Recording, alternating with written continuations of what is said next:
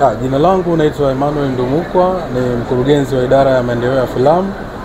Nipo leo katika tukio hili muhimu kumwakilisha katibu mtendaji wa bodi ya filamu Tanzania, Dr. Gervas Kasiga.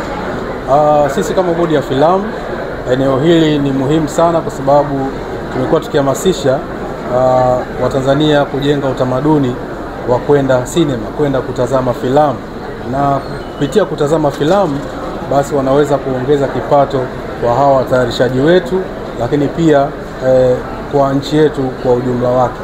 Kwa hiyo programu hii kupitia kampuni hii ya Apple ina maana imeweza kuleta kitu kizuri sana kwenye swala la usambazaji kupitia V2V. Wadau wanaweza kupata platform hii kwa ajili ya kupeleka kazi zao na wakaweza kuziuza, na Watanzania wakapata burudani, lakini pia wakapata elimu kupitia platform hii, kwa sababu limekuwa ni jambo la muda mrefu watu wakizungumzia masoko ya filamu. Kumekuwa na changamoto ya masoko ya filamu, lakini ujio wa V2V inaleta kabisa majibu katika yale malalamiko ya watayarishaji wa Kitanzania. Kwa hiyo sisi tuwapongeze sana washirika wa Vodacom, lakini V2V pamoja na dada yetu Neema Ndepanya ambaye ndiye mtayarishaji wa filamu hii. Tunazidi kuhamasisha pia watayarishaji wengine waweze kuiga mfano huu, kwamba maeneo kama haya si kwa ajili ya filamu za nje tu, hata filamu za ndani tunatakiwa tuje tuzizindue hapa, tuweze kuziongezea thamani yake kwa jamii ya Kitanzania, lakini pia na nje ya mipaka ya Tanzania.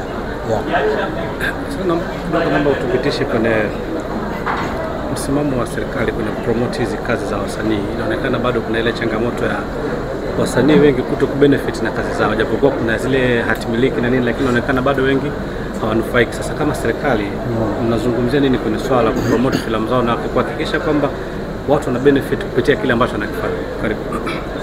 Mara nyingi serikali imekuwa mstari wa mbele kuhamasisha watu kwanza kufahamu taratibu muhimu, kuwa rasmi, kwa sababu unakuta kuna watu ambao wanaingia kwenye kazi kama hizi za utayarishaji wa filamu, lakini wanakuwa hawaelewi utayarishaji huu unatakiwa ufuate misingi ipi. Wao unakuta wanaweza wakatayarisha kazi alafu baadaye wakaja wakaibiana na vitu kama hivyo, alafu baadaye wanakuja kwetu kwa ajili ya kupata msaada wa kisheria kuweza kuwasaidia. Lakini kama ingelikuwa ni muhimu watu wanafuata kuwa rasmi kwanza, waweze kurasimishwa, wapate vitambulisho kama ni leseni ya uendeshaji wa shughuli hizi, pia msaada wa kisheria kupitia bodi ya filamu ambayo iko chini ya Wizara ya Utamaduni, Sanaa na Michezo, wakapata hiyo elimu, itakuwa ni rahisi sana hata kuwa connect na wasambazaji kama hawa ambao tunaweza kuona leo wameweza kufanya tukio kama hili. Hiyo pia itawafanya waweze kuwa karibu na taasisi zinazosimamia filamu na michezo ya kuigiza, lakini pia kuweza kuelewa njia gani wapite ili kuweza kupata faida ya kile wanachokiandaa, kuliko wakiwa wanatayarisha tu kama hivyo ambavyo sasa hivi kumekuwa na wimbi, tuseme ombwe la content creators ambao wengi hawajui misingi ya utayarishaji wa filamu. Kila mtu sasa hivi akiwa na iPhone anatengeneza content anapeleka, haijalishi message hiyo inahusu nini, kama je maudhui ya tamaduni zetu inasui kweli. Kwa hiyo ni kitu ambacho tunazidi kuhamasisha, muhimu sana kuzitembelea hizi taasisi. Bodi ya filamu ipo, lakini pia kwa upande wa haki miliki na shiriki kuna taasisi ya KOSOTA ambao nao wanafanya kazi nzuri sana ya kuhakikisha haki na umiliki wa wale watayarishaji unazingatiwa kisheria na mtu anapata faida ile ambayo anastahili. Statistically mpaka sasa hivi ni kesi ngapi ambazo ziko mezani na ameshazisolve kupitia maelezo ambayo mnawapa kwa hawa ambao wame kwenye swala hatimiliki, kwamba kutokufuata mwisho wa siku wanakuwa naibiana haki?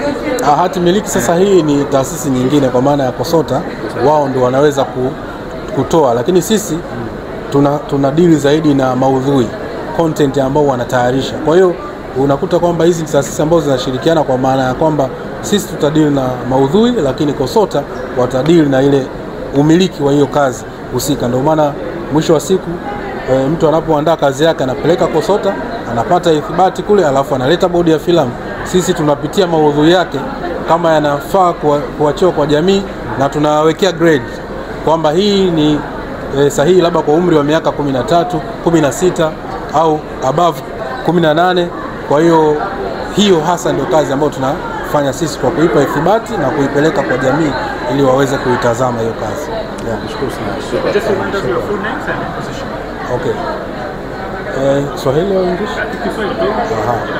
Jina langu naitwa Emmanuel Ndumukwa, ni mkurugenzi wa idara ya maendeleo ya filamu kutoka Bodi ya Filamu Tanzania.